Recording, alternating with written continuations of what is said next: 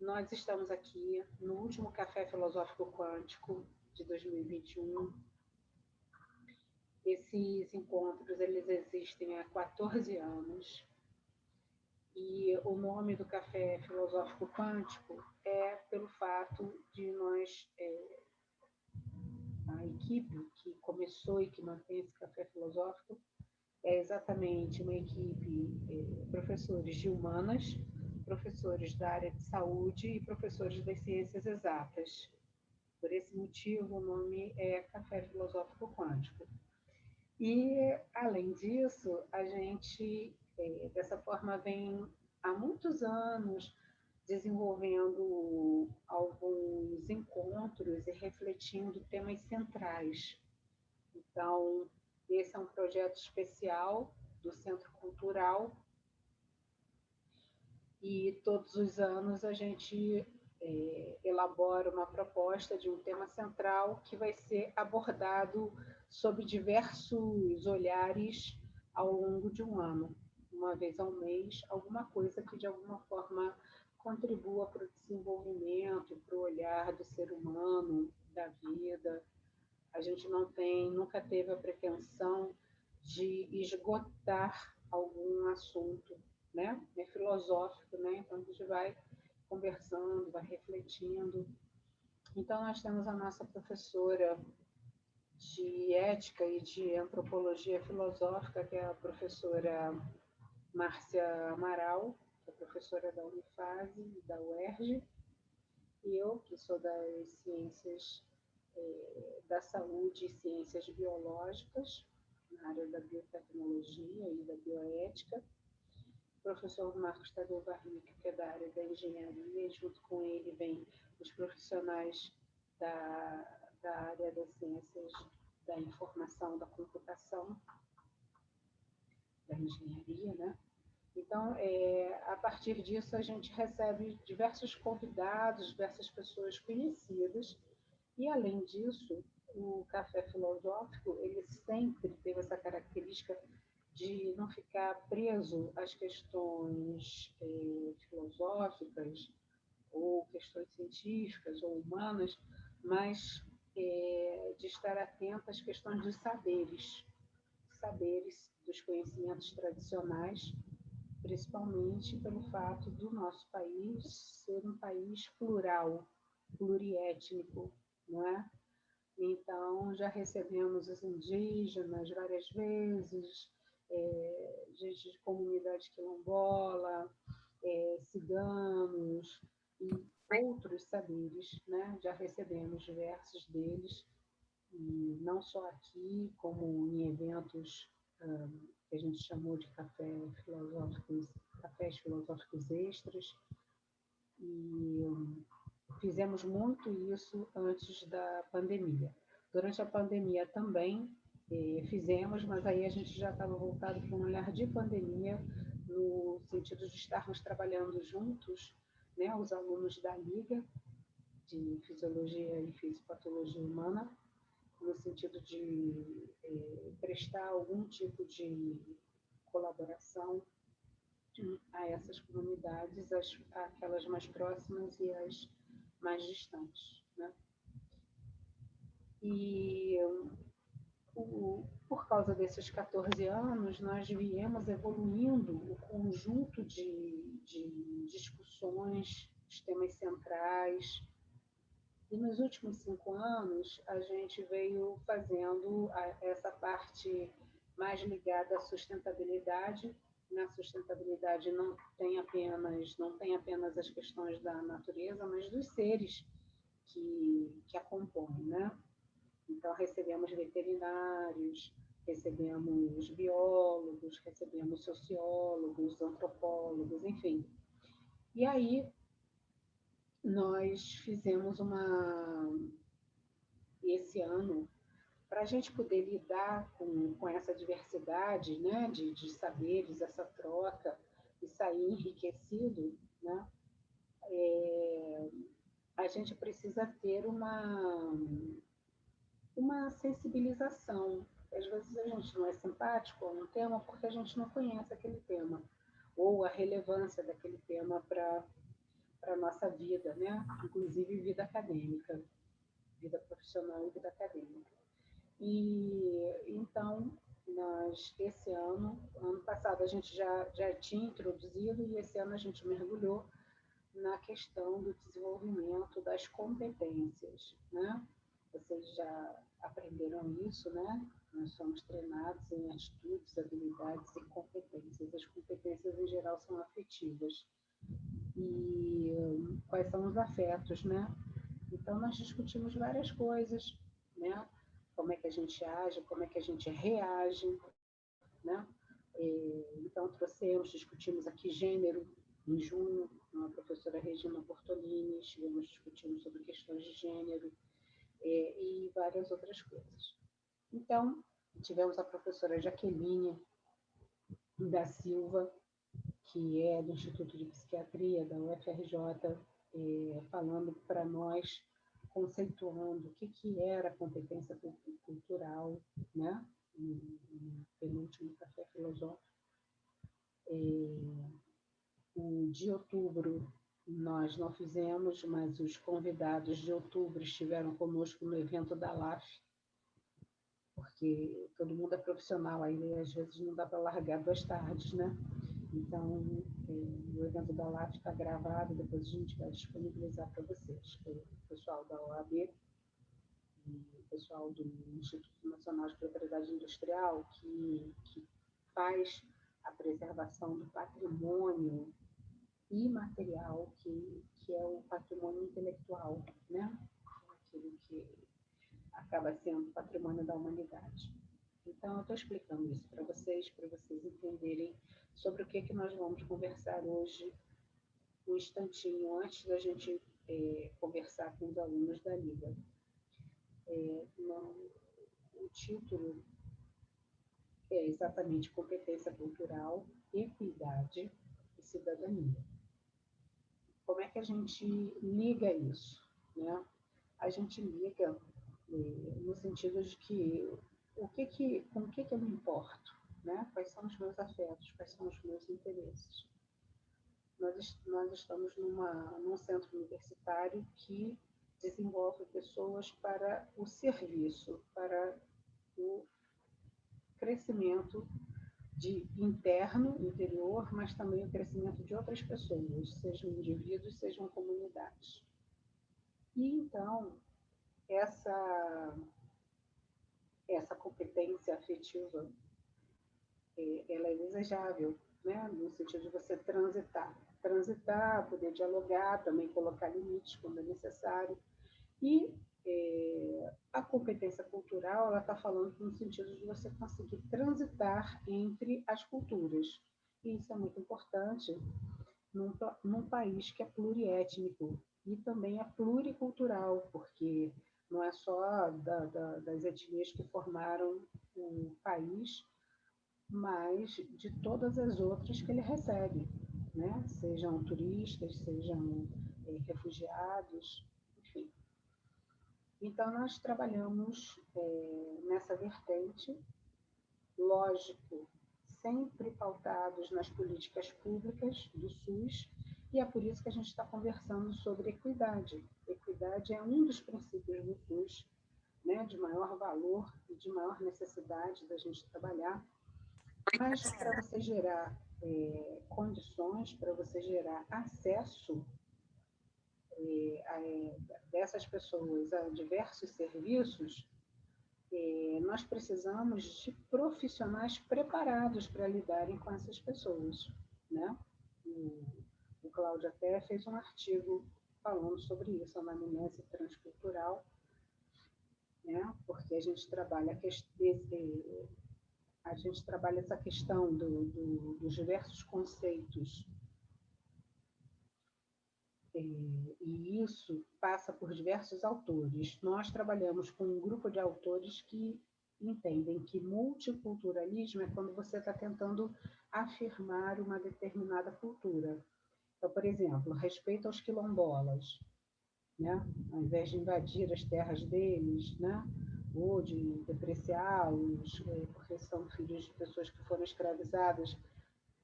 Então, isso é multiculturalismo. Pluriculturalismo. Pluriculturalismo é quando estão todos trabalhando ali, estão próximos, defendendo uma mesma causa. Interculturalismo é o que nós fazemos. Nós trocamos e desenvolvemos projetos com eles, os projetos que eles consideram necessários. Não são os que nós consideramos, são os que eles consideram. Então nós trabalhamos com as etnias urbanas, né? Do Rio de Janeiro. Eu trabalho vendendo colar de sementes, mas a minha semente está com fungo, a minha semente está apodrecendo.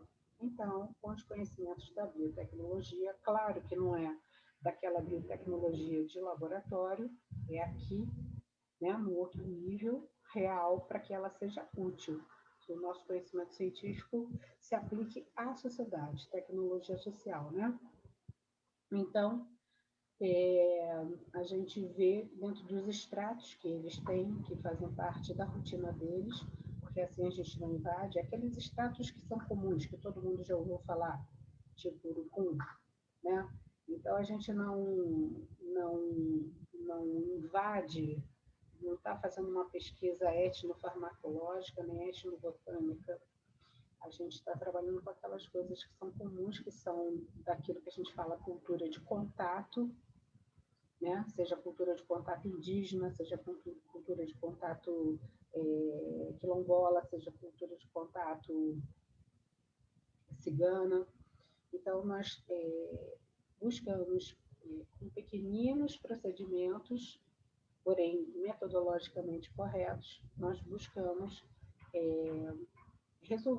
buscar resolver determinadas dificuldades que eles têm no seu dia a dia para a sobrevivência, né? Porque a autonomia passa, e a autogestão, o autodirecionamento dos povos, que é um princípio que está relacionado aos direitos humanos, passa pela autonomia financeira, né? Então, a gente busca essas soluções para que eles sobrevivam, mas também para que aquele uso do extrato ou daquela semente também seja um uso sustentável, né? Então, esse é o trabalho que nós desenvolvemos e é um trabalho que, em sua simplicidade, ele tem uma relevância máxima. E nós temos, então, colocado junto com membros dessas etnias alguns trabalhos em semanas científicas, em congressos, e vamos devagarzinho amadurecendo esse pensamento deles para que eles pensem depois sozinhos e busquem outras soluções sozinhos. A gente é só um veículo, né? Nós somos intermediários, e aí, enquanto eles aprendem, vocês também aprendem, a gente também aprende. Né? Então, a gente vai nessa interculturalidade descobrindo determinados aspectos que são importantes para o bem-estar da vida daquela pessoa. Né? Se você fala, por exemplo, de tuberculose, como foi mostrado em 2020 por um dos nossos alunos, que os indígenas são aqueles que mais têm tuberculose no Rio de Janeiro, e aí você vai pensar na parte ambiental, fora o bacilo de Koch, quais são as condições que levam uma pessoa a ter tuberculose pulmonar. Então, se a pessoa está passando fome, ela está passando frio, ela está passando... Então, é claro que a gente tem que ter uma atuação social, ainda mais se a gente tem tecnologia de pesquisa onde dá para a gente fazer estudos ecofisiológicos em vasos, em copos, em coisas simples, né? Então, dá para desenvolver com eles para que eles possam, a partir dali, ter seu sustento, ter sua dignidade a partir do seu sustento, ter o seu dinheirinho, ter uma boa alimentação, na esperança de que reduzam essa vulnerabilidade e esse risco de adoecimento. Conseguem compreender isso que eu estou falando? Não? Dá para entender? Então, essa questão naturalmente, é uma questão de experiência. Para publicar, a gente não fica publicando bobagem, a gente escolhe, faz de acordo com os critérios da CAPES, a gente faz ou produto técnico ou um artigo técnico, porque a nossa finalidade é levar isso para os estudantes e levar isso para as comunidades. Quando a gente tiver vários trabalhos com vários resultados, aí a gente vai fazer uma publicação maior, uma publicação em outro tipo de revista. É uma bobagem ficar, isso é chamado de autoplágio. Você não pode ficar se autoplagiando, repetindo coisas. Isso é antiético, né? Então, a gente está desenvolvendo um trabalho e, de vez em quando, a gente reúne alguns aspectos desse trabalho e transforma, então, num artigo, num produto técnico, que é ali onde você coloca a experiência daquele profissional. Naturalmente, eu não estou mais em bancada de laboratório, então as publicações não serão científicas, em revistas científicas, vão ser em outros tipos de revistas, que são também revistas reconhecidas pela CAPES. Muito bem. Então, essa é a forma como o trabalho está estruturado, e o café filosófico, então, ele teve, ao longo desses anos, essa finalidade de ir construindo uma percepção, uma ecopercepção, de criar uma relação intercultural, de criar um espaço, de um tempo de reflexão para a gente que corre tanto. Nós todos corremos muito, fazemos muitas coisas, e o café filosófico é aquele momento em que as coisas são amarradas, elas são, os pontos são interligados, essa é a intenção. Então, são atividades que agora, com os meninos chamando, agora já há uns 3, 4 anos, né, os meninos chamando na liga, então a gente tem o momento da reflexão, o momento do estudo, e tem o momento do trabalho, seja ele clínico, seja ele que é o estágio, a supervisão do estágio, seja ele a iniciação científica.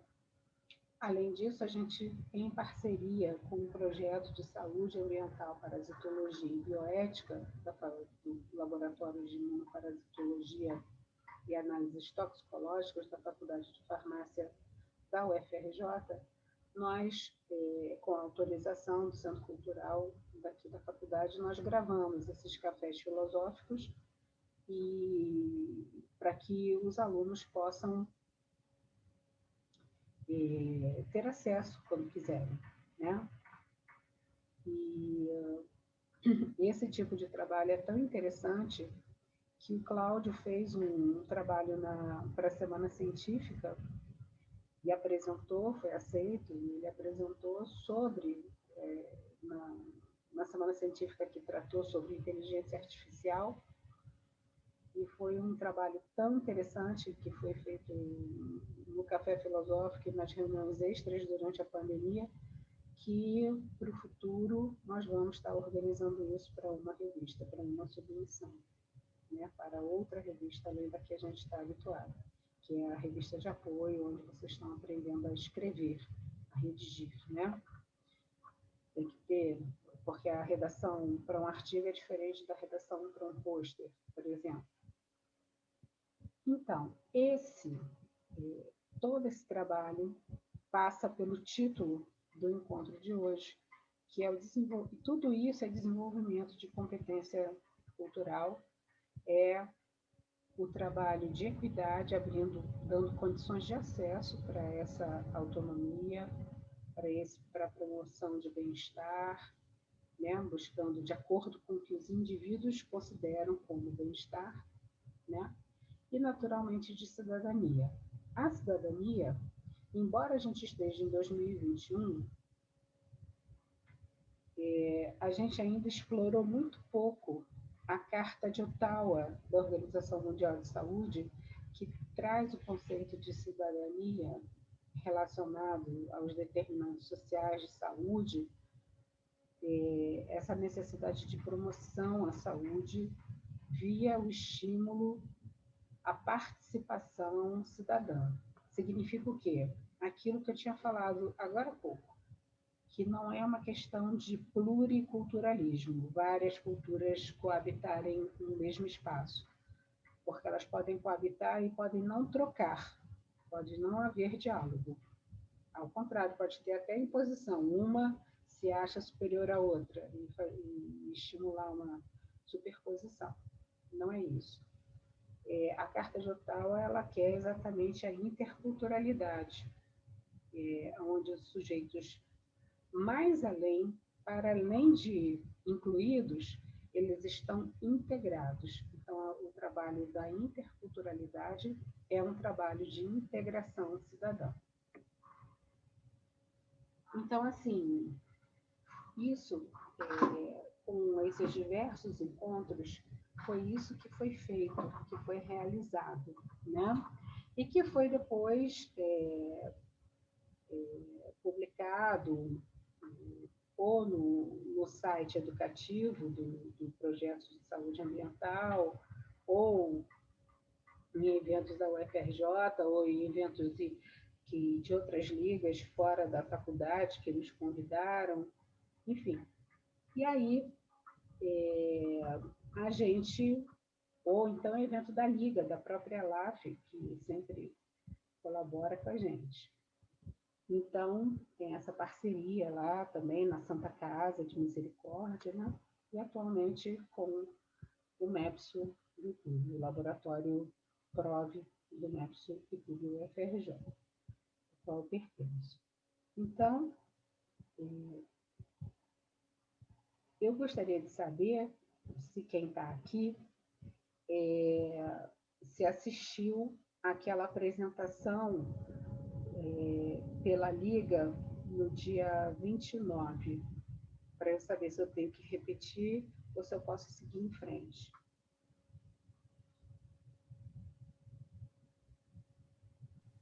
Olha, eu acho que boa parte das pessoas que estavam lá estão aqui também. Né? Então, se vocês já assistiram aquilo, e se eu já fiz esse resumo aqui do café, agora eu gostaria que vocês falassem um pouquinho para a gente, que eu tinha pedido para que vocês pensassem, né? E vissem o que interessa a vocês, se for alguma coisa mais acadêmica, de laboratório, de bancada, eu posso dizer, procura professor tal, né? Porque já é uma programação para o ano que vem, né? A gente está encerrando aqui. E se tiver alguma outra coisa, eu posso pedir para vocês redigirem para a gente poder amadurecer e pensar em algum trabalho para 2022. Quem gostaria de falar?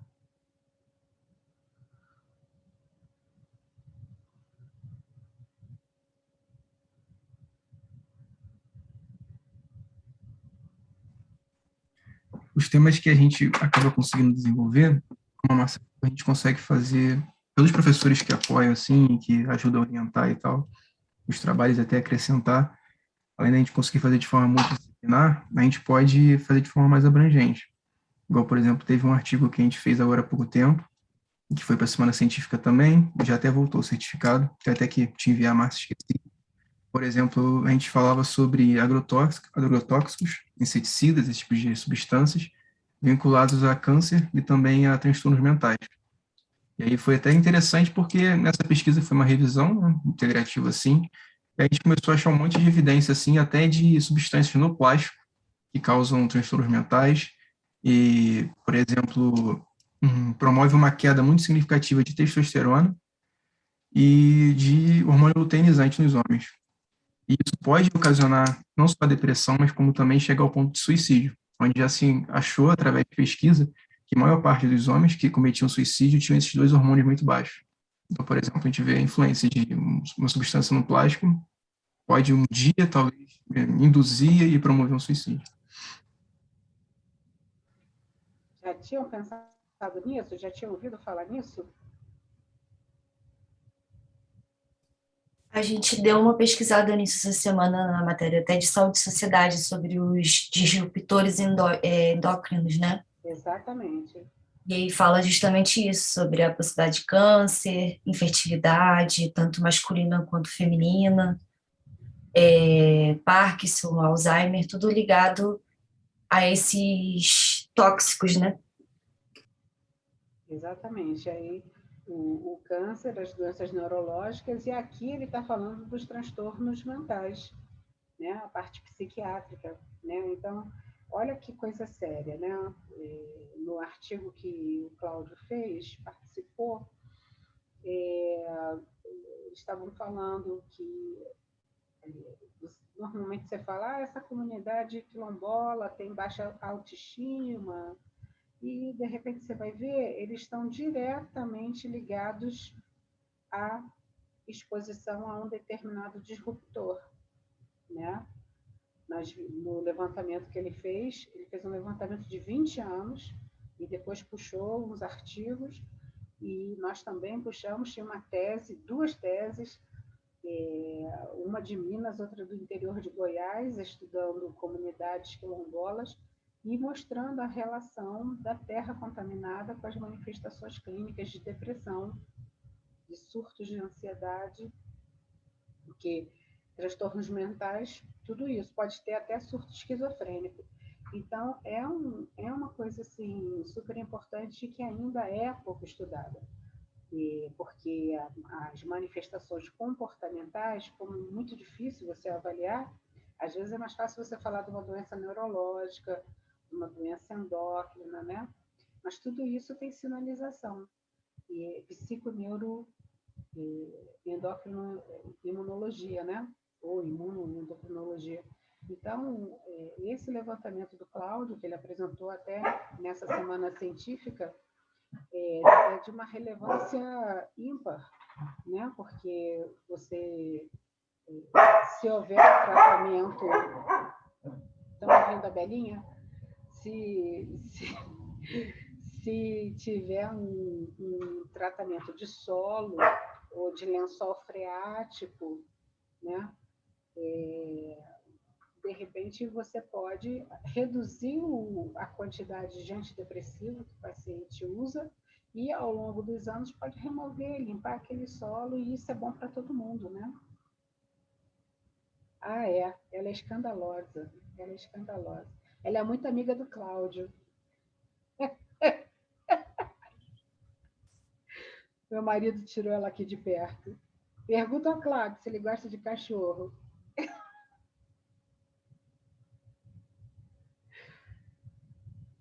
Então é isso. Fala mais, Cláudio. Bom. Acho que a vantagem é que a gente fazendo assim paralelo ao café, a gente consegue fazer bastante coisa diferente. Então, em 2021 a gente falou sobre isso, né? Foi até o tema de ruptores endócrinos e transtornos mentais. E, por exemplo, em 2020, a gente estava fazendo um trabalho sobre biofabricação de tecidos e órgãos, né? Impressão em 3 dimensões de órgãos. Então, fica bem variado, assim, fica bem legal. Então, Fica muito interessante. E a gente estava se preparando para isso, para ir para a bancada, depois de todo esse estudo, a gente tinha oportunidade, né, Cláudio? Cláudio ia para a bancada para trabalhar com isso lá no fundão, mas aí chegou a pandemia. E a gente teve que interromper e até agora não tem condição de voltar.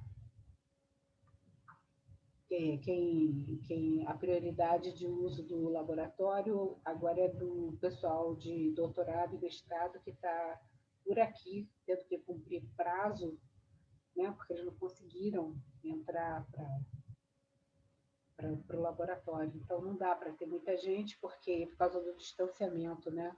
Então, ainda vai levar um tempinho até tudo isso regularizar e a gente poder voltar. Deve levar mais um ano, porque as pessoas estão muito atrasadas com os trabalhos, infelizmente, né? Mas, felizmente, estão podendo recomeçar, né? Então, agora tem coisa de 20 dias que eles estão recomeçando. Fala mais, Cláudio.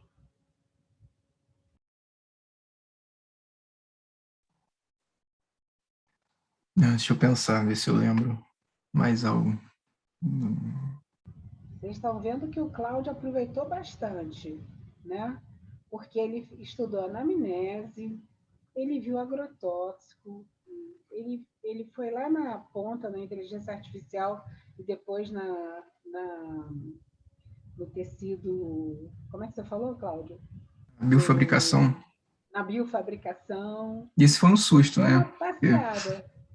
Esse eu achei que tinha algum livro, eu pensei, tranquilo. Aí procurei um monte de livro de biotecnologia na faculdade, nenhum tinha nada sobre isso. Aí eu descobri, nossa, eu acho que é algo mega novo, assim.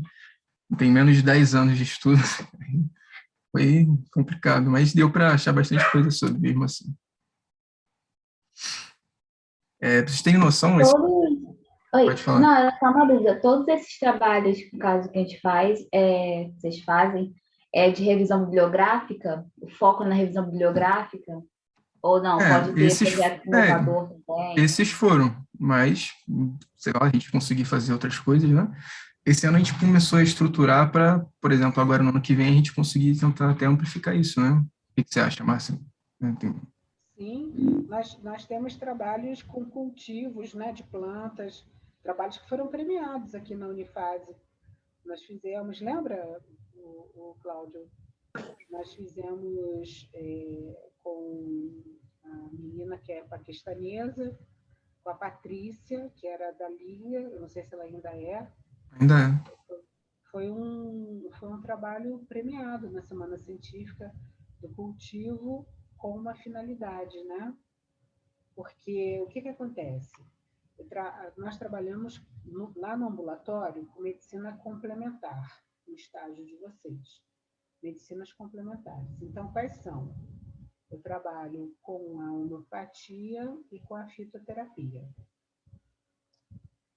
E porque isso fica mais fácil da gente fazer para o paciente, fica mais fácil também para explicar para vocês, né?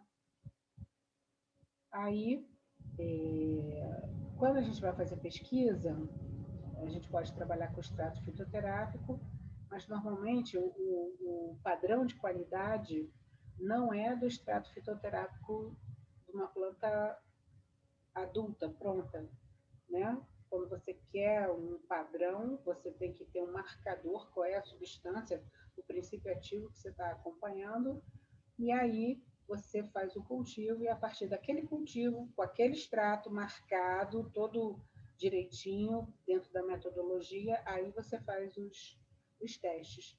Então, nós tivemos uma aluna e um outro aluno, os dois eram do diretório, não sei se ainda são, o Felipe Freire e a Maitê. Eles fizeram sobre materiais persistentes na natureza. Então, a Patrícia e a Naima Wazin fizeram cultivo, né? Então, são partes de uma mesma pesquisa, né? Elas fizeram cultivo e depois eles fizeram os testes biológicos daqueles extratos, entenderam?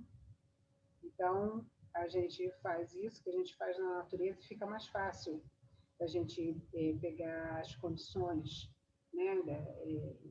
Medir a temperatura das soluções, se teve alguma reação exotérmica, se induziu a brotamento, se não induziu. No caso do plástico, nós tivemos um que foi bem interessante, porque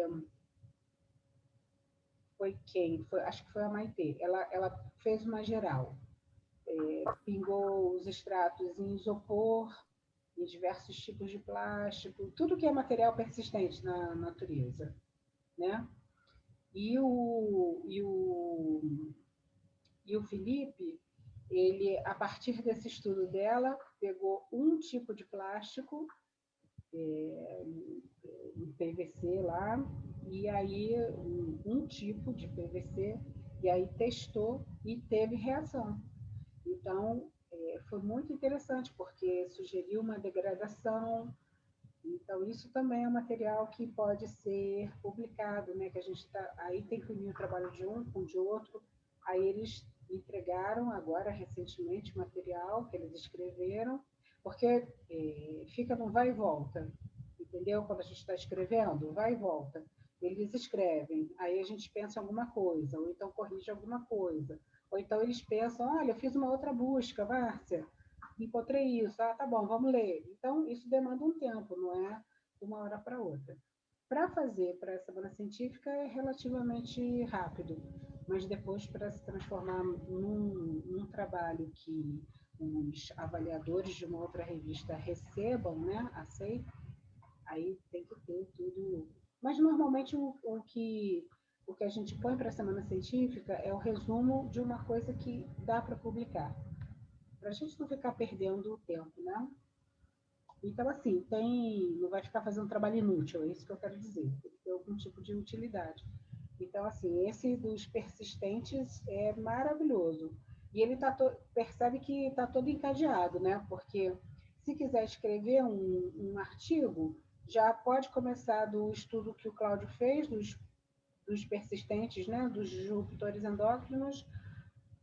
A gente sabe que alguns plásticos fazem isso, o Cláudio já acabou de falar, e aí tem os testes. Então, é encadeado. Por isso que quando a gente vai publicar, tem o nome de muita gente, porque vários participaram daquele artigo, porque são várias etapas de uma mesma investigação. A gente está discutindo materiais persistentes na natureza, que são disruptores endócrinos. Então a primeira discussão, que é essa revisão, e depois os testes, entendeu?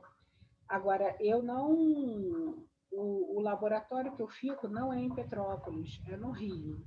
E como eu falei, agora, desde a pandemia, está sem acesso, e agora o retorno é de quem está atrasado, né? Então, eu vou a perspectiva é continuar trabalhando com os vasos, entendeu? Os vasos de planta, e aí a gente tem a marcação da planta, tudo direitinho, e aí pode fazer outras dosagens, outros materiais. E aí, assim, depende das ideias de vocês, entendeu? Uma coisa que me interessa muito também é destino de lixo orgânico, né? Tudo assim que possa reduzir esse estresse para a natureza, né? Aí depende, né? Se você está trabalhando com uma planta tóxica, corrosiva, é legal você investigar aquilo que limpa a natureza, porque aquele corrosivo pode quebrar mais facilmente aquele plástico que ficaria anos e anos, entendeu? Agora, se você está trabalhando com uma planta que não é tóxica, aí você tem que ver qual é a utilidade dela e ver se consegue fazer. Ou então com homeopatia, que foi um outro trabalho premiado aqui na faculdade. Então, tem coisas muito interessantes, entendeu? Mas, assim, para surgir nas ideias, tem que ter esses encontros, entendeu?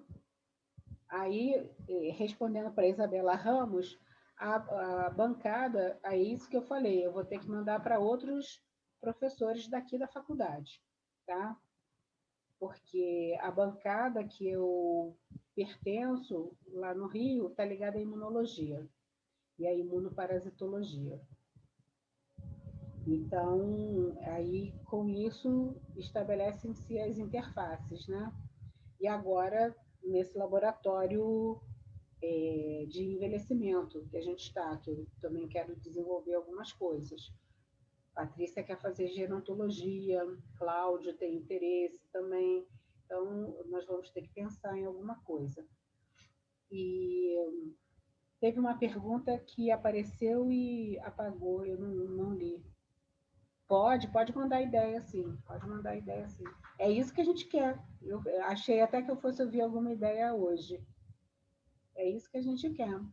Mas, assim, para pensar... Porque, assim, eu até tinha pensado nessa questão do lixo e tudo mais, alguma coisa relacionada à bromelina do abacaxi, a papaina, alguma enzima natural que possa ajudar numa degradação. Exatamente. Só que aí tem que ir para o laboratório para a gente poder investigar até onde tem efeito, né? Depende. Porque se você já tiver a substância, por exemplo, a papaina, se você já tiver essa substância, é só marcar o efeito biológico, entendeu? E aí esse efeito biológico não necessariamente você precisa de laboratório, entendeu? Que foi o que a gente fez com as outras plantas que a gente estudou. Então, tem várias coisas interessantes. Então, assim, normalmente a gente trabalha assim. Quando é uma coisa que requer mesmo o laboratório, ou não é uma coisa da nossa área, a gente encaminha para o professor da instituição, que fica feliz de receber vocês também. Né? Os professores sempre colaboram com os alunos das ligas, de qualquer liga. Né? Então, claro que vocês são bem-vindos, né? E essas ideias são maravilhosas. Eu, outro dia, estava testando, porque a gente fica olhando para umas coisas assim. Na verdade, eu sempre tive essa percepção, mas os indígenas afloraram muito isso em mim. E aí eu sempre olhava para as sementes do mamão e ficava pensando assim, que semente bonita, brilhosa, parece uma capinha, né? Que material é esse, né? E a gente joga no lixo, né? Dá uma pena, eu olho para aquilo assim, isso deveria ter algum uso, né? Entendeu? Mas aí, assim, para ter um uso, para você ter uma ideia, você tem que fazer um levantamento bibliográfico, né? E às vezes não dá tempo. Tem que ter um aluno que se interesse, tenha esse pensamento que você teve, entendeu, Gabi? Mas, poxa, aí a gente pode, olha, se não tem o abacaxi, mas a gente consegue a bromelina direto, então é só uma questão de pipetar. Aí um dia a gente consegue um laboratório emprestado, isso os professores colaboram. Às vezes não dá para você usar sempre, porque pode ter contaminação das culturas deles, tudo mais. E aí estudar para ver sobre que vocês querem avaliar o efeito, para dali ver qual o efeito, entendeu? E esses experimentos são muito interessantes, porque às vezes eles são rápidos. Só que você tem que ter sempre uma repetição. Tem que fazer sempre em triplicata e fazer 3 vezes, entendeu? Para ter certeza que aquilo, e depois passar na análise, no programa de análise estatística, avaliar se é uma variável contínua, se é descontínua, para dali escolher qual vai ser o gráfico que vai fazer, entendeu? Para você poder. São muitos aprendizados num experimento pequeno. Não tem experimento pequeno, é isso que eu quero dizer. É um pouco mais simples, mas se você aprender corretamente, você leva isso para a sua vida. Você depois pode fazer outras coisas. Então, são discussões, né? Como é que eu analiso isso estatisticamente? Será que essa é a melhor forma de analisar? Como é que eu discuto? Será que mais alguém publicou, discutiu sobre isso, ou analisou esse tipo de preparo, esse tipo de composição, ou a bromelina marca registrada que eu comprei, mas de um laboratório diferente, entendeu? Pode ter diferença. Então, fica muito rico, né? E depois que você dá essa resposta quantitativa, você parte para a discussão qualitativa. Então, tem várias etapas que, às vezes, 2, 3 podem ficar na revisão sistemática, outros 2 na elaboração do experimento e outros, entendeu? São vários trabalhando numa mesma coisa, mas em conjunto. Isso é um grande aprendizado, trabalhar em conjunto. Um aprender a ouvir o outro e se encantar também com as coisas, né? Porque é muito lindo tudo isso. Obrigada, professora. Disponha. Vou roubar você para mim, gostei do seu raciocínio, hein? Verdade. E aí, quem mais? Alguma outra ideia? Assim, eu tive uma outra ideia que surgiu conversando com um familiar meu, que na verdade seria mais uma pesquisa para ver se realmente isso tem fundo como é que fala? Fundo Verdadeiro? se realmente funciona ou não. Mas eu já ouvi falar, assim, tipo, pegando a história, a consulta popular, né, a ideia popular, e vendo se tem base científica disso, da semente de abóbora ser usada como vermífugo. Tem, isso aí é comprovado. Que eu falei assim, gente, nunca tinha ouvido falar nisso, eu achei o máximo. É E o aí, máximo. tipo, o que tem na semente que causa isso? Você que levantou essa curiosidade. Tem vários estudos farmacêuticos. Se você jogar na internet, vem. Vai no Google Scholar, que é melhor, que vem direto os trabalhos científicos. Papel da semente de abóbora, mecanismo da semente de abóbora como vermífugo, entendeu? E vão vir muitos trabalhos. Ela é maravilhosa, mas sempre tem mais algum uso. Essa que é a graça. É porque eu conheci ela, a princípio, o que me fez aumentar, consumir ela foi a questão do triptofano, que ela é rica em triptofano, que é Sim. precursor de serotonina, então ajuda na questão da ansiedade, da depressão. Mas eu só sabia desse uso terapêutico. Quando fiquei sabendo da questão do vermífugo, eu falei, gente, como assim? Mas foi aquilo que eu te falei. Psiconeuroimunoendócrino.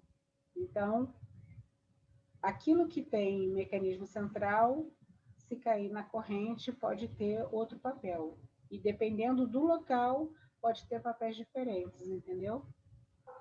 Porque o mesmo triptofano, se ele passa pela metabolização, o nome disso é farmacognosia, tá?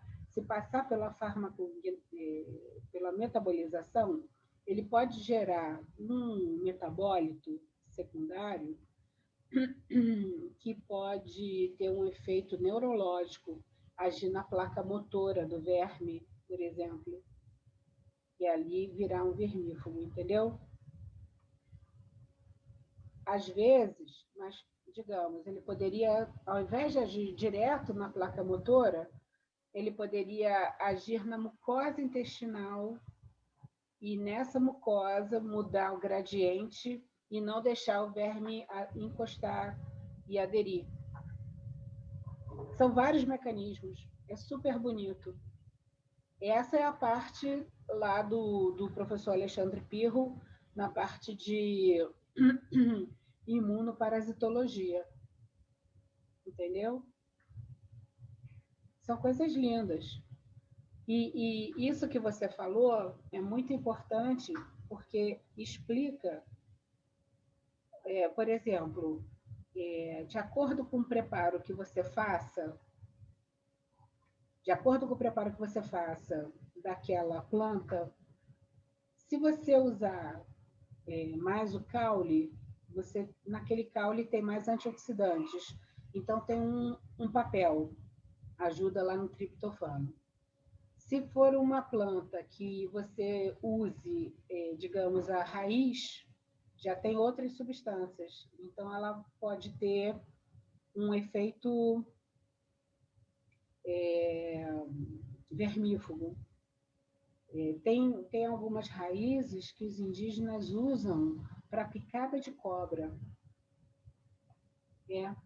Então, aí você tem que parar e pensar na química vegetal, entendeu?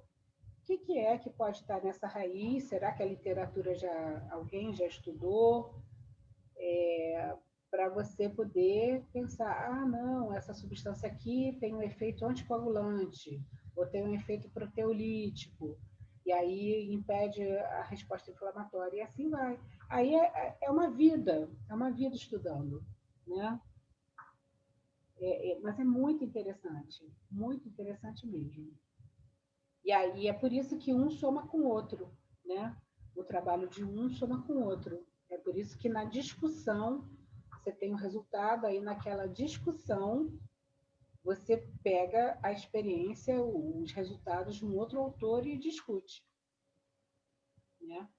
Agora, é muito difícil quando você está trabalhando com uma coisa original, que determinado aspecto que você, às vezes nem é totalmente original, mas um determinado aspecto que você está estudando ainda não tem relatado. Então, aí você tem que testar, retestar, buscar, tentar entender o mecanismo. Demora, demora, entendeu? Você não pode sair publicando bobagem, né? Você tem que entender o mecanismo, tem que investigar, porque é uma questão de seriedade científica, né?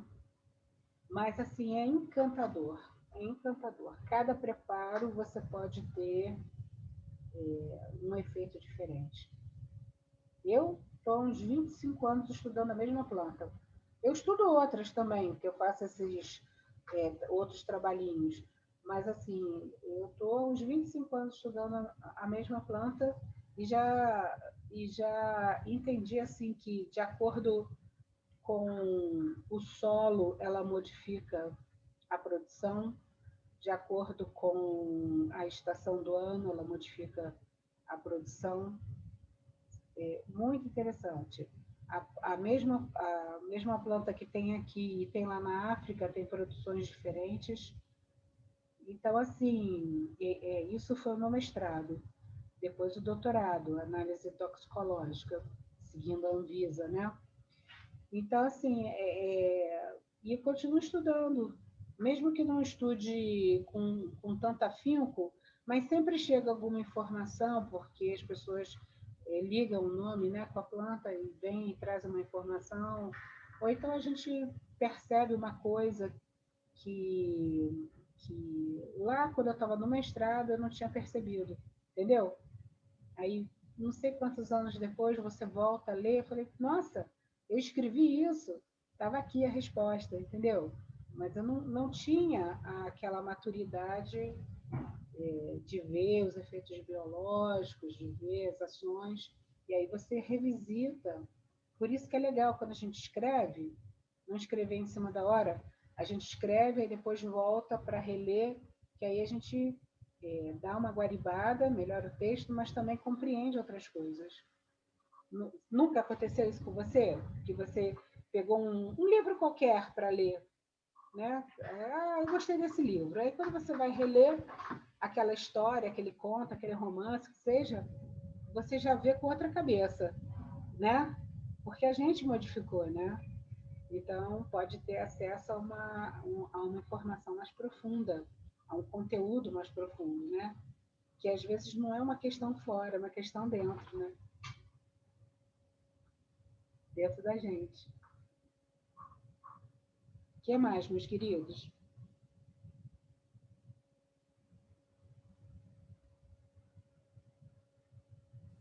E em outras áreas, assim, de qualquer forma, usando fisiologia, também tem outros professores, tipo a Glauce, que é orientadora da Liga, e a professora Eliane também, elas sempre estão querendo algum aluno para orientar em trabalho, então já pode ser uma fonte.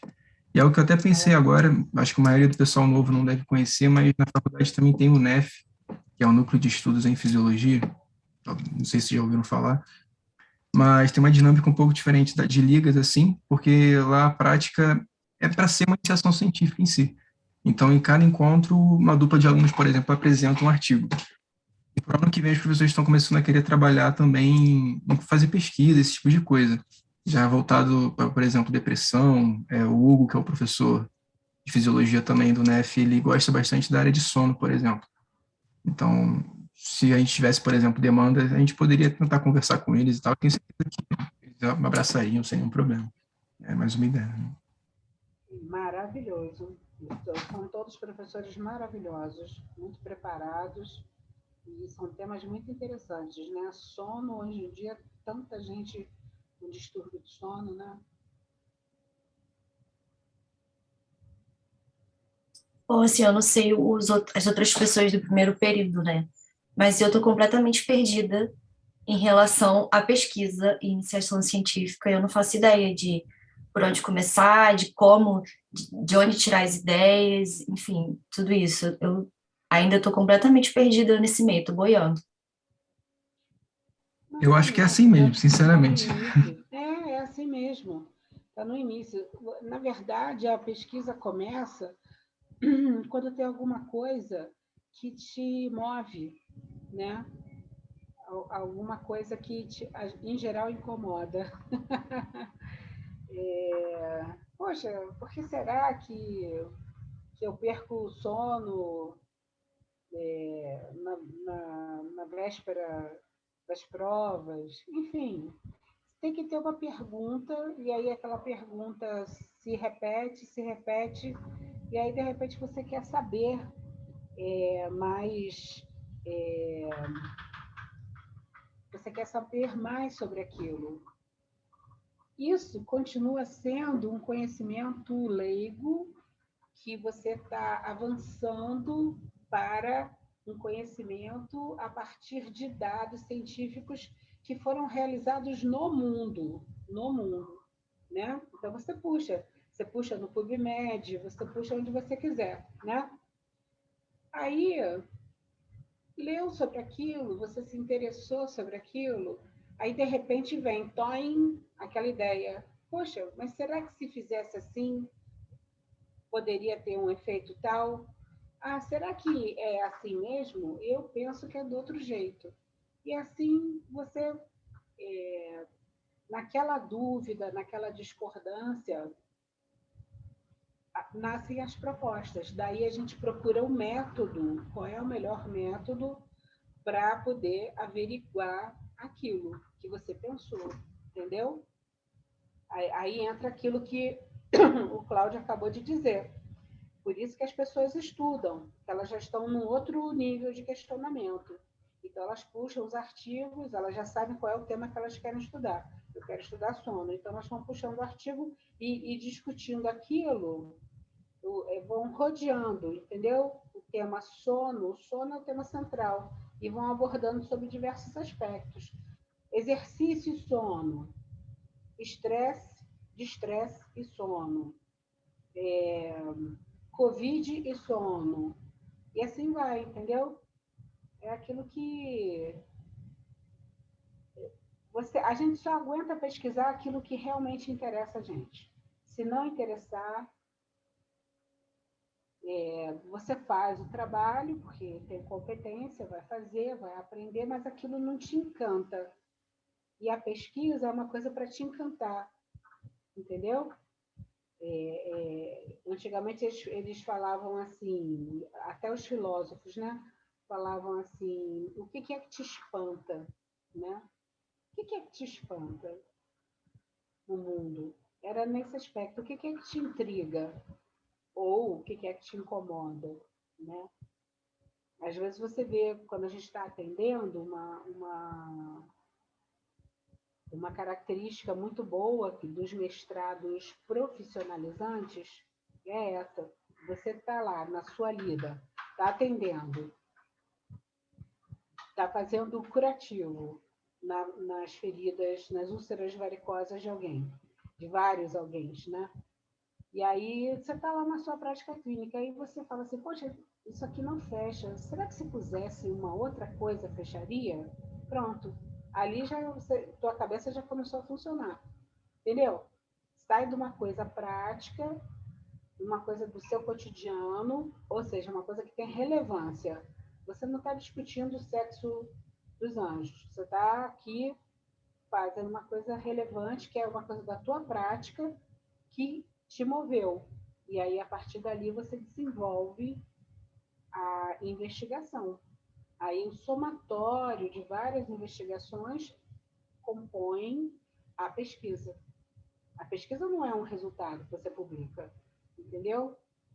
A pesquisa é uma coisa que onde você vai aprofundando, são etapas, onde você vai amadurecendo, né? Por isso tem que fica assim, pensa, estuda, vê o que tem na literatura, pensa mais um pouquinho, lê o artigo, discute, aprofunda mais um pouquinho, faz um projeto piloto, um teste. Será que aqui está bacana verificar dessa forma? Será que esse... Será que semente de abóbora que a Gabi falou teria algum óleo para que servisse de cicatrizante para essa úlcera? Mas se tiver, tem, na literatura está dizendo que tem. Como é que eu tiro esse óleo? É uma coisa produtiva? Eu amasso, trituro e sai o óleo? É fácil? É difícil? Aí tem as especificidades, né? Se eu apostar muito nessa semente de abóbora, eu posso passar a trabalhar com farmacêutico, porque ele sabe como vai conseguir isso. Eu não sei, mas eu sei como é que eu posso aplicar isso. Entendeu? Então, você vai fazendo as parcerias em pesquisa, né? E vai tendo um olhar, como alguém escreveu aqui, um olhar crítico, né? Tem que ter muita honestidade intelectual, porque você se apaixona por aquilo que você está investigando, por aquilo que você está estudando. É um mundo, é super interessante. E aí, às vezes, você apostou todas as suas fichas e aquilo não deu certo. Não deu certo aquele preparo. Aí, de repente, vou ter que mudar o preparo. Aí você fecha aquilo e procura outro preparo. Entendeu? Ou então, não é porque não deu certo. Veja bem, não dá certo assim, não teve o efeito que você queria. Não quer dizer que não deu certo. Porque, de repente, você observa outra coisa. Digamos que a semente de abóbora você estivesse investigando para ver. Estou chutando aqui, só para fosforilar um pouquinho com vocês. Você queria ver se, já que ela é vermífugo, será que ela também pode ter atividade antibiótica? Aí você vai lá, investiga, faz na placa de Petri, e aí forma lá um halo inibidor, estatisticamente significativo, aí depois você vai lá e testa numa úlcera, em úlceras de perna infectadas. E aí não tem efeito. Não teve efeito antibiótico. Porém, nós observamos que tem um efeito de granulação. Estimulou a cicatrização da ferida, que em média leva 3 meses, em 1 mês e meio cicatrizou. Então, quer dizer, não teve efeito antibiótico, porém teve outra coisa. E aí você, já que começou a observar, você mede. Você tem que procurar dados objetivos, entendeu? Então, são exemplos mínimos, assim, mas que são interessantes, né? Então, todas as pesquisas, elas sendo sérias, elas são importantes, tá? Mesmo que eu já vi, tem até uma revista que fala, uma revista onde são publicados todos aqueles resultados que deram apenas negativo. Mas o fato de ter dado negativo já é uma informação preciosa, porque o outro pesquisador não vai perder tempo fazendo a mesma coisa, entendeu? Se aquilo deu negativo, então não vai ser daquela forma.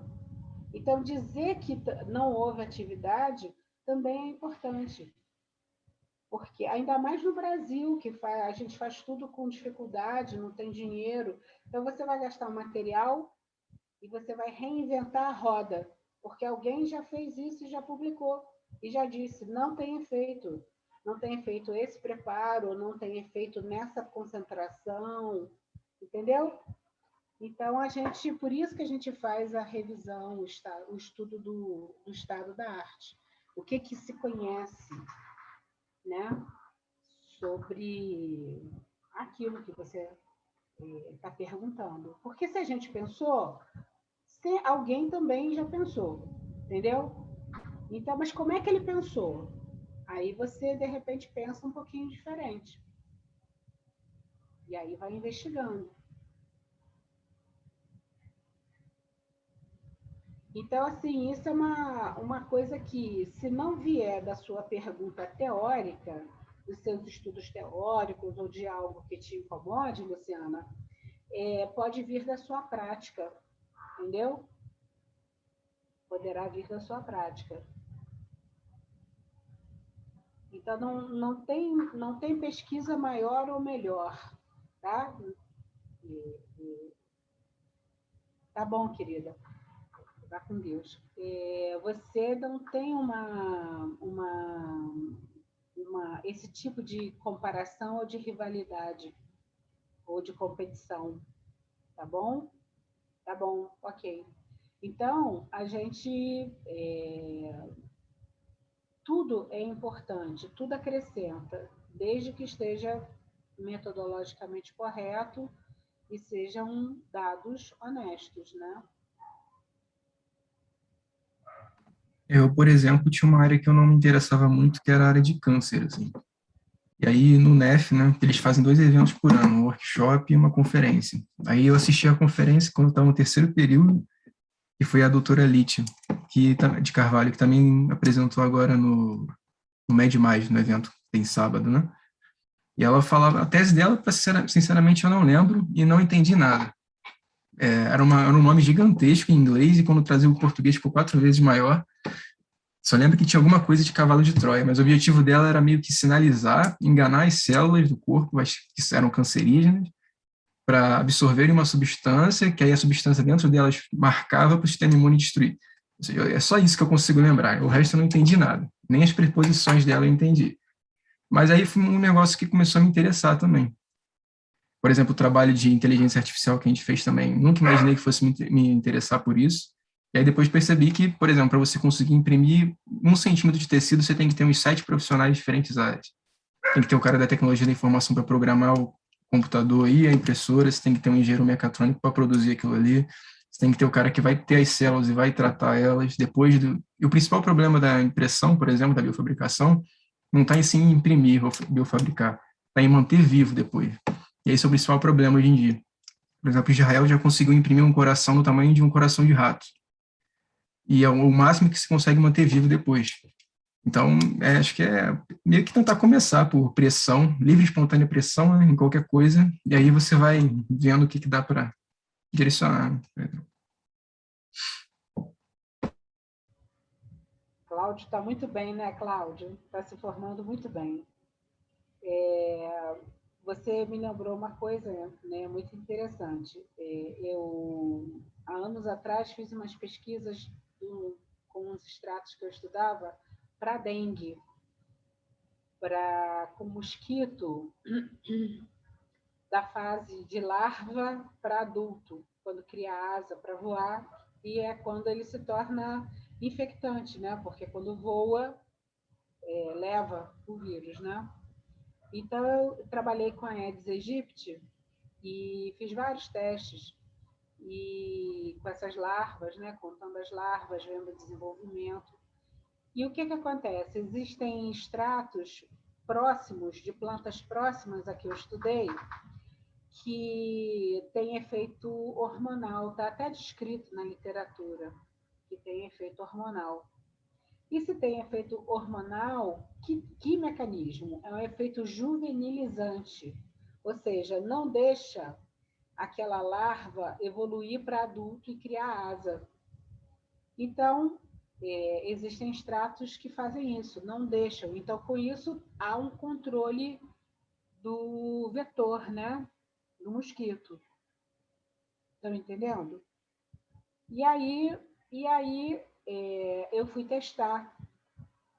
Testei e os extratos que eu testei naquele preparo, naquela concentração, não foram ativos, eles não inibiram o crescimento do Aedes aegypti. Contudo, esses extratos, como eles eram usados para células cancerígenas, fazendo exposição, que foi isso que o Cláudio explicou aqui para vocês, fazendo exposição do antígeno para as células de fagocitose, né? Existia, e eu pesquisava câncer de mama, então existia uma preocupação de que aqueles extratos fitoterápicos tivessem algum efeito esteroidal, que é uma coisa não desejada no câncer de mama, né? Você não quer dar hormônio feminino, né? E aí, veja bem, o teste para para Aedes aegypti, dando negativo, ele já serviu como uma informação que aqueles extratos não possuíam esse tipo de atividade hormonal. Isso é uma outra forma de você pesquisar, né? Está entendendo? Você pode comer pelas beiradas, mas essas informações são importantes para você ter que continuar testando na linhagem de câncer de mama, né? Ele não tem efeito hormonal, então nem estimulou a proliferação das células de câncer de mama, e se ele inibiu, foi por algum outro mecanismo que não hormonal. Então, vamos investigar.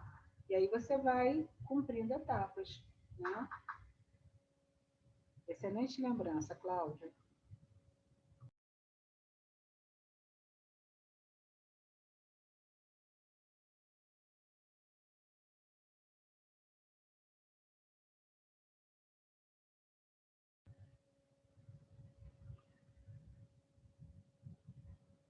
Fala, Cláudio. Tem mais alguma coisa?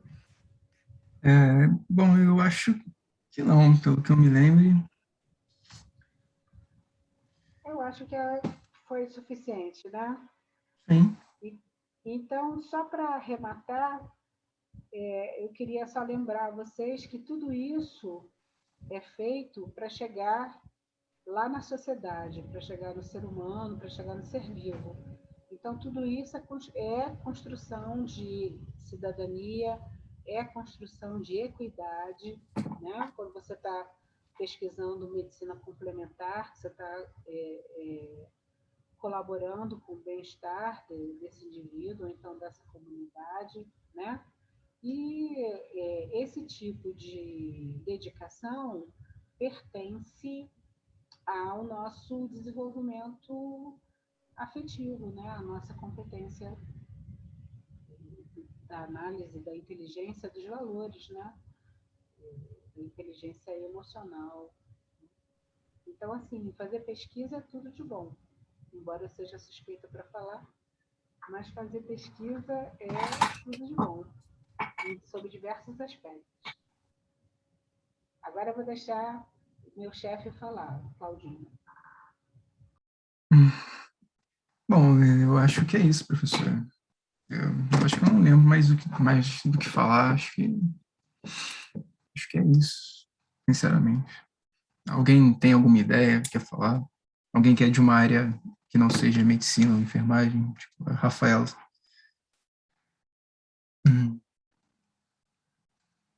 Acho que só.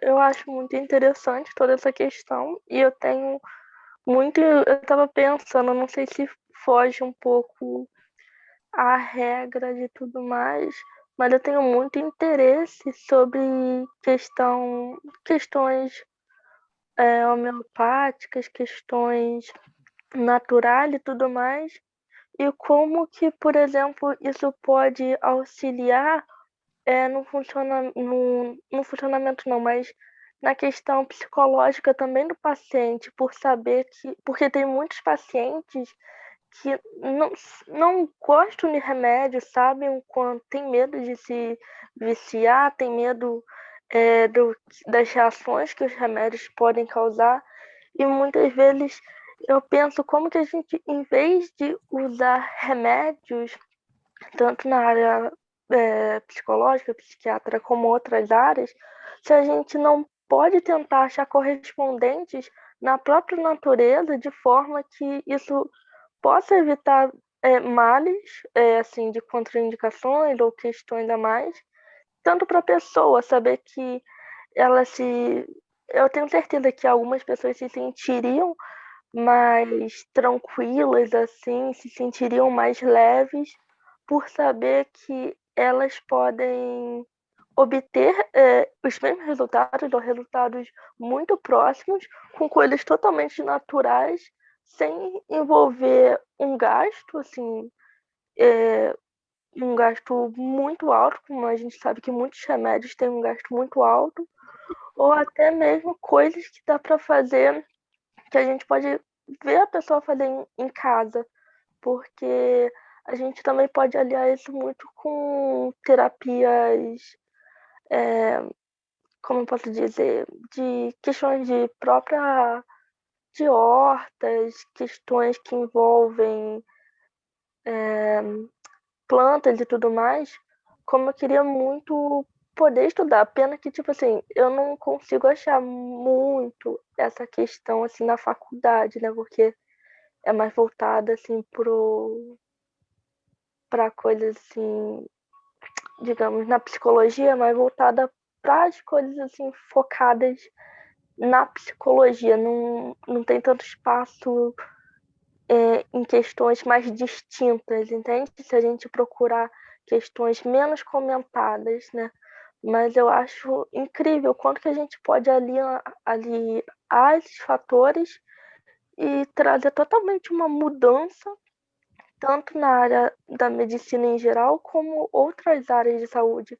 E criar uma revolução praticamente, porque num século assim, cada vez mais dominado por questões farmacêuticas, né, laboratórios, aliar essas questões e falar com as pessoas que a gente pode sim encontrar segundas vias na própria natureza é uma coisa revolucionária no meu ponto, sim. Concordo plenamente com você. Concordo. Isso que você está falando das práticas integrativas e complementares. As PICs, elas já entraram no SUS. Estão ouvindo, Rafa? Elas já Assim, entraram no SUS e tem pesquisa. Eu posso falar para você das pesquisas. Eu faço isso lá na UFRJ. Tem professores consagrados que pesquisam homeopatia, que pesquisam fitoterapia, que pesquisam, entendeu? Outras coisas. O país ele é um dos de maior biodiversidade, então existe esse estímulo para a pesquisa de plantas. A homeopatia ainda é muito questionada, mas ela vem sendo pesquisada e rigorosamente pesquisada. Inclusive, eu fiz isso há 12, 13 anos atrás, no doutorado, né? Tem vários outros profissionais. Esses trabalhos que foram premiados aqui, um deles foi de homeopatia. E nessa questão mental, e assim, não há dúvida, tanto aqui quanto o Unicamp, quanto vários outros lugares, tem pesquisa em homeopatia. Uma coisa que a gente tem que tomar o cuidado é o seguinte: dentro desse cuidado em atenção primária em saúde, da questão da horta, da questão da boa nutrição, equilibrando as pessoas, ou dos chás, ou dos fitoterápicos, ou das compressas, né? A gente tem que saber qual é o paciente, qual é o grupo que se beneficia disso, principalmente quando você estiver trabalhando com promoção à saúde mental. Porque, por exemplo, às vezes um esquizofrênico, ele vai ter que tomar o remédio alopático para ele ficar bem. Você pode acrescentar nas práticas integrativas complementares outras coisas para melhorar a qualidade de vida dele. Nem todo mundo fica sem um medicamento alopático, entendeu? Às vezes um diabético precisa da insulina, né? Mas a gente pode melhorar a vida desse diabético de diversas maneiras com os extratos homeopáticos, fitoterápicos, com acupuntura, etc. É exatamente esse pensamento. A gente só tem que, como profissional da saúde, a gente tem que garantir o comportamento ético, porque a gente não pode afastar o paciente daquilo que ele tem direito e a gente tem certeza que vai usar. Porque, como eu acabei de explicar, às vezes uma planta, você está lá naquela horta, mas aquela planta variou ao longo dos meses, mudou a produção dela para a estação. Então, você acha que ele está recebendo uma determinada quantidade daquele princípio ativo e não está, porque aquele princípio ativo variou. Então, são esses os cuidados. Por isso que eu sempre, quando faço pesquisa com vocês, eu começo pelo cultivo, para vocês desenvolverem essa percepção, né? E porque a gente quer substituir, mas tem que ter certeza que está dando a quantidade, a concentração certa do medicamento, entendeu? Porque a gente não pode falhar com o paciente, né? Por causa das nossas convicções. Então, a gente tem sempre que garantir o bem-estar dele e estabilidade, seja com alopatia, e aí vai acrescentando, complementando, né, com homeopatia, fito, o que seja, né? Mas é esse mesmo pensamento, você está certíssimo. Sim, E a única ressalva é esse, a gente tem que estar sempre com cuidado para sempre permanecer ético com o paciente e com a nossa profissão. sim, eu concordo plenamente com a senhora e muito obrigada também pela sua aula e todas as considerações que a senhora sempre faz e ajuda muito e ensina muito pra gente sempre. São vocês que estimulam a gente. Você agora me deixou, você me gratificou. Será que eu encontrei minha herdeira para ficar com os experimentos? Com certeza, qualquer coisa pode me falar. Claudinho, vocês mandaram para eles o vídeo do jardim de todos os lugares? Eu pedi. Acho que não, né? Faz essa gentileza, manda para esse grupo aí. É que eu acho que na época que você tinha mandado pra gente, a gente estava esperando para poder divulgar ainda. Acho que não Ah, tá. podia, né? Tava fazendo. Agora já pode. Tá. O Rafaela e pessoal, nós fizemos lá na Santa Casa, um jardim. Quer dizer, nós fizemos não, o jardim está lá desde 1800. Tá? Existe o jardim, que era o pátio dos pacientes internados.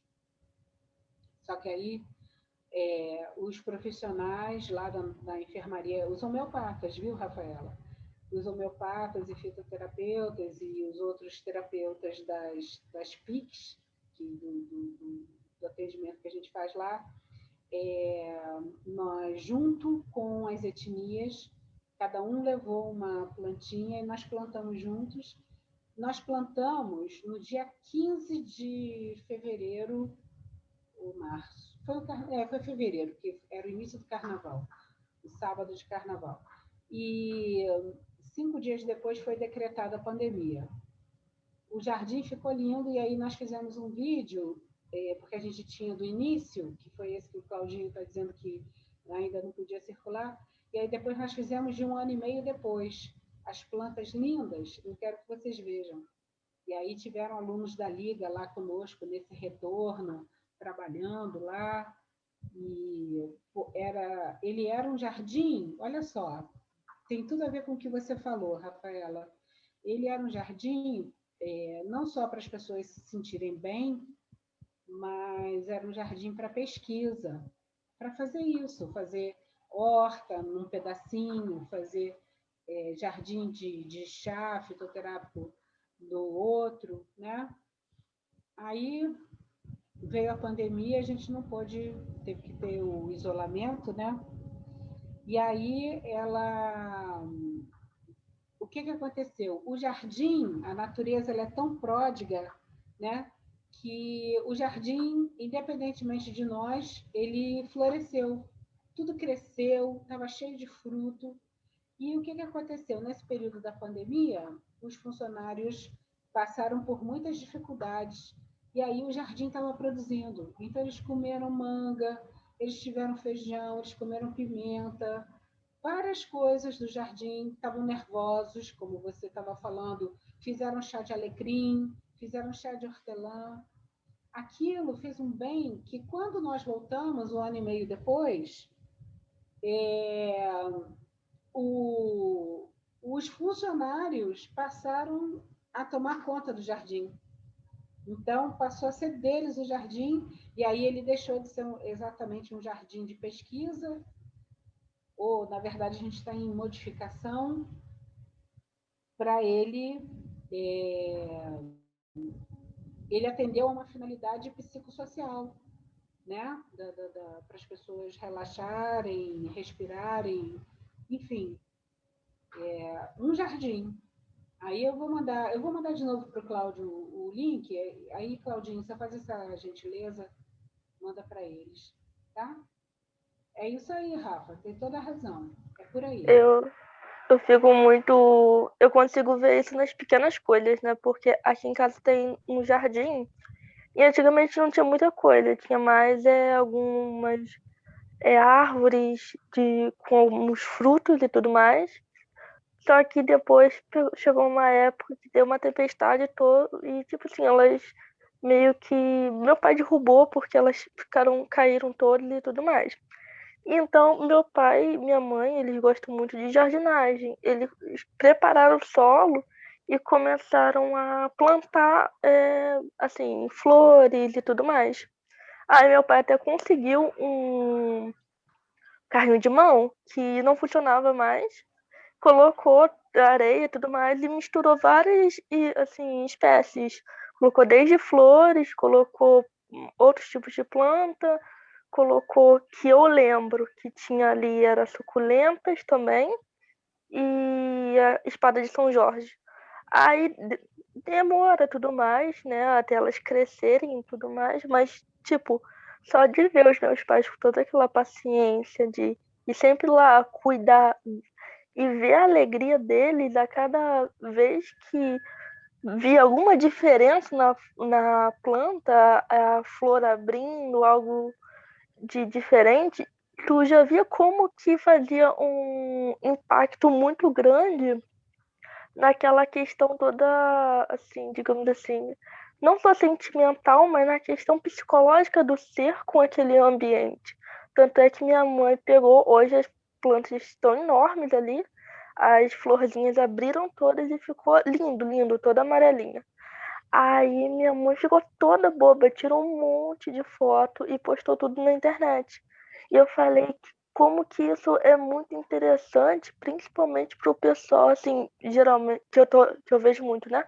Da terceira idade, como que eles têm esse carinho maior com o meio onde eles vivem, essa atenção e esse cuidado todo com o cultivo e como isso impacta diretamente da forma como eles estão, entende? Então, antes, uma questão que você via que era uma pessoa assim mais para baixo, cabisbaixa, como uma terapia dessa forma pode revolucionar todo o quadro de uma pessoa. Com certeza. Com certeza. É isso aí. E esse é o momento, né? Porque eles já correram muito, já fizeram muitas coisas. Esse é o momento que eles podem parar para apreciar esse belo, né? Para ter essa terapia através do belo, não é isso?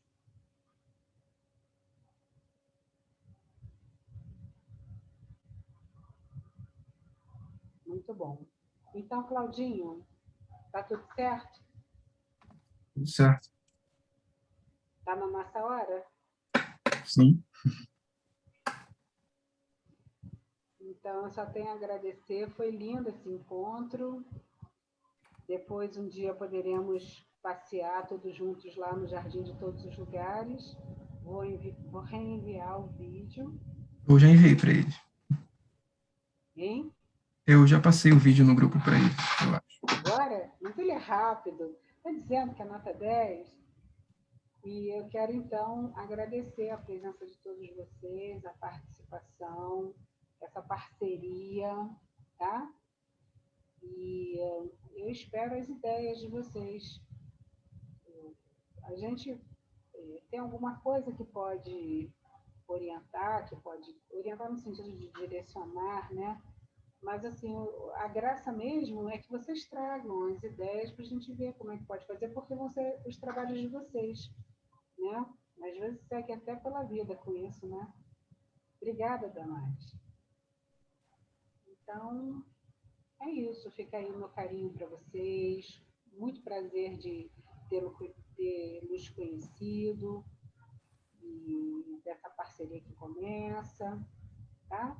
E daqui a pouco, Luciana, as coisas vão se encaminhar, você vai descobrir aí o que te encanta, tá? E Tá pode bom. ainda estar com várias coisas, viu? Bom, então acho que é isso, né? Pessoal, boa noite. Muito obrigado pela presença de todos, pelas ideias. E a gente vai caminhando com isso, então. Márcia também, né? Pela orientação, por estar disposta também, né? A aturar a gente. Então, Adoro vocês. Claudinho, você vai mandar para o professor Alexandre, não vai?